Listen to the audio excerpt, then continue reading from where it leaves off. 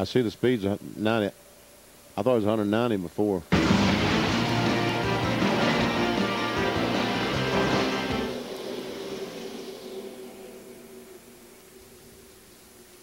A little faster that time, 51:22.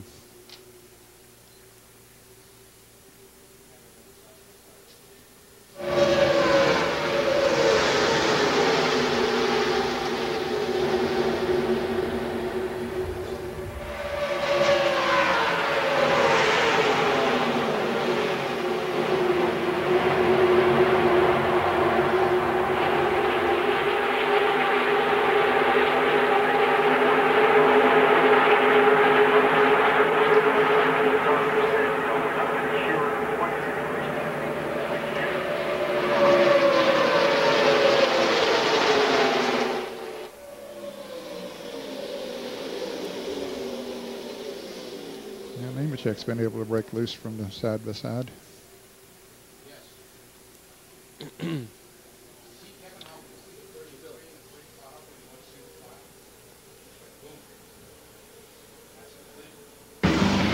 Our ESPN coverage of exciting NASCAR action from Talladega, Alabama is being brought to you by Budweiser.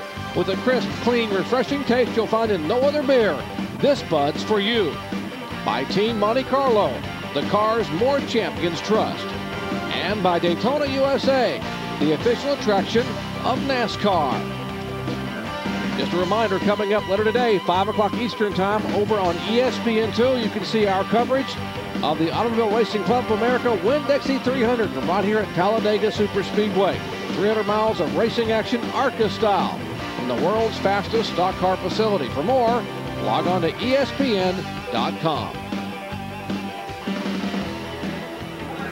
Meanwhile, nothing has changed since we left you. Bill Elliott still leads. John Andretti is in second. Dale Jarrett is third. Ward Burton is still fourth. And Dale Earnhardt is now easing back because Dave Marcus has taken over that fifth spot. And Sterling Marlin appears to be off the pace. Bill, wonder what's going on. Benny, at first they thought it was an alternator problem. Now it's starting to miss. When he went by, the crew listened, says like it's down a complete cylinder. So Sterling Marlin on the track, but off the pace. We go to John. In the garage area with Jeremy Mayfield, whose crew is working on the car. Jeremy, what happened? I'm not sure. We're trying to find out if we broke something. And, this Mobil 1.4 has been done a good job. We started in the back, worked our way up, and just going as planned. Rest of the inside, we're going to try to make laps there, get to the end, and made it seem like we had a lot of bad luck, but everybody did a good job, and just that's all you can ask for. I heard you tell your crew on the radio that it was getting pretty hot in the car. How hot was it? Yeah, my feet were burning pretty bad. It was like the exhaust temps were way up or something, so we'll have to look at it and see what happened, but still, we had a good run going there. All right, Jeremy Mayfield's crew working on his car. Back upstairs. Wow. 6 or 7 DNF in the last 8 races. Tough break for Jeremy Mayfield and that Mobil 1 team. Mike Skinner trying to follow Kenny Schrader. Well, but you see the Maydew jumped out on the outside. And I guess they're about 4 wide about now. Yep, sure enough. Bill Elliott is the leader. Elliott has led 34 laps. There is Dave Marcus and Dale Earnhardt, a couple of veterans. They nearly rubbed Marcus with a Richard Childress engine, Ned, and trying it and running awfully well. How about that bottom line? Yeah, Ricky Rudd has a run coming down there. With Mike Skinner right on his bumper, he's going to blow right past him. And Dale Earnhardt Jr. ran it behind Dave Marcus and had to back off and almost hit him. Almost did. As a matter of fact, Dave Marcus, when he came off turn 2, his car got a little bit loose. He had to chase it up the hill. And just that chasing, that turning right and chasing up the hill, allowed those cars to drive under him and pass him off turn 2. Well, there's about 16 cars, 3 wide, after 78 laps at Talladega. And some of these poor folks in the grandstands have yet to sit down. All that 3 abreast racing back there has allowed that single car draft up front to pull away just a little bit, but that'll change once somebody breaks loose from here. Well, that front bunch decided they want to race a little bit right now. They're tired of riding in the line. Bobby Hamilton has worked his way back up front in the Kodak Film Chevrolet.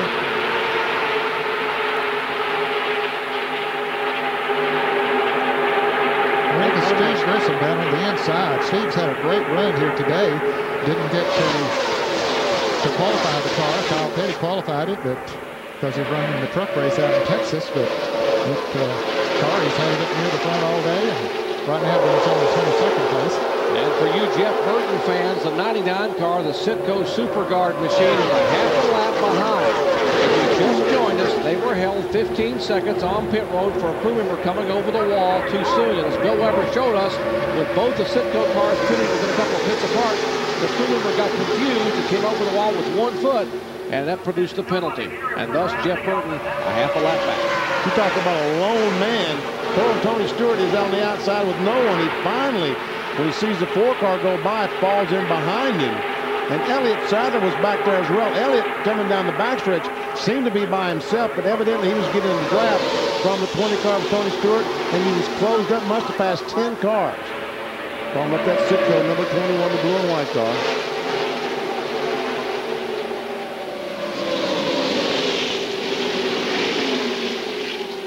We only picked up 5 spots. Last time by was 17th, this time by Elliott Sadler was 12th.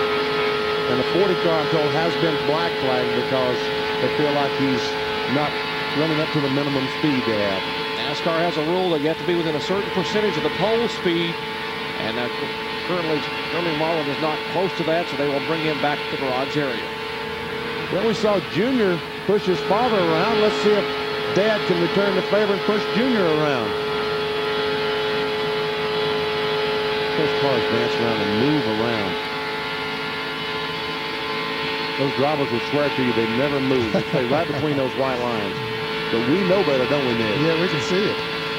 Now, Earnhardt Sr. is going to look up on the outside of his son. Puts him in the middle because here comes Kenny Wallace up on the outside of Earnhardt.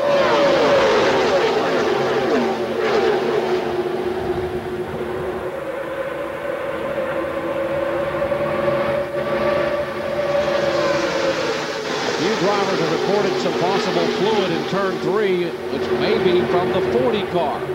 And there's the 40 car, Sterling Marlin on pit road. The Coors Chevrolet with the hood up. And NASCAR has brought back the pit road with the black flag. And of course, NASCAR has spotters all around this racetrack to look at the racetrack. They would not take any chances if they saw anything at all. And thus far, we stay green with Bill Elliott leading here on lap number 82. Ken Schrader trying to make a move up on the outside, trying to go around Dale Jarrett, take over third. The outside group may be beginning to work a little bit. There's a lot of them been up there trying it for a long time. And Bobby Hamilton, that 4 car, was just pushing Schrader, trying to get him by those cars. Kenny Schrader's very first Winston Cup victory came here in July of 1998. July 31st, 1998. 1988. I'm sorry, 1988. Can't read my own writing. 1988. Thank you, Billy. I shouldn't write like a doctor, I guess. Can't read what you said, huh? I knew it wasn't 98, Jared, because he hadn't won one since 91. Exactly. And he would like to change that very much here today. His last victory coming in June of 91. It's over 298 races ago. Talking about Kenny Schrader driving the Independence Pontiac. He's making a serious challenge right now for second position. And Tony Stewart has gotten from the outside of the 4 car, and is that Jeff Gordon back in the middle again, coming to the front? He has gone from the front to the back to the back to the front more than anybody I've seen today. He's passed a lot of race cars, hasn't he? I talked to Robbie Loomis this morning down the garage area, and he said, you know, I'm glad we've got this car because that other car seems to run better, but I think their car has a bad attitude. At Daytona, we had all kind of trouble with the car. We brought it here. We had all kind of trouble with the car. I'm glad to get rid of that car and its bad attitude. Well, on Friday morning, if you just joined us in practice, Gordon ran over a bunch of orange cones at the start-finish line with that primary car. Then at happy hour, they broke a shock absorber and watched Bobby Hamilton go to the high side. Here's the Kodak Chevrolet. He led that lap, but unfortunately has no one with him, and he will keep falling back. He went out there and hit that wall of air and just killed him. Now there's Tony Stewart now trying to help that car number 4 of Hamilton, but he's already been backslid to about 7th or 8th position. Can you imagine that? Bobby Hamilton led the last lap, and right now he's trying his best to stay 10th place as Steve Grissom in that Hot Wheels car drives up on the inside of him.